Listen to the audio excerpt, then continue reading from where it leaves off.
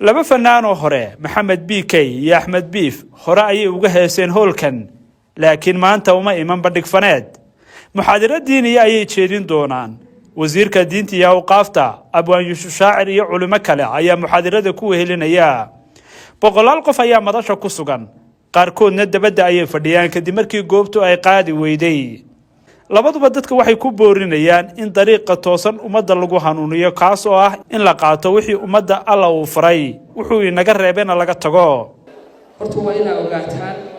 rabbi wuxuu inoo keenay adduunka hadafka iyo maqsadka uu ina ka leeyahay oo adduunyadan inoo keenay waxa weeyaan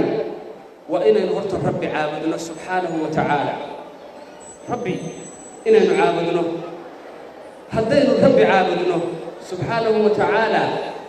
adduun iyo aakhiraba waa liibaanaynaa adduun iyo aakhiraba waa ku liibaanaynaa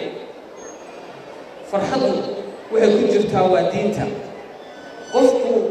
markuusan alla caabudin iyo markuu uu alla caabudo waa qof dhintay iyo qof nool labadaas miyay isleeyihin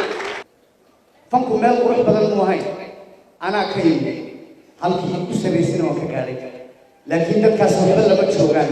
riyun baa lagu nool yahay stress adoo lacag jeebka kugu jirto baad xanaaqsan tahay waa diin la'aanta weeye saaxiibada waa uga yeedhaya waxaan leeyahay khayrka soo camal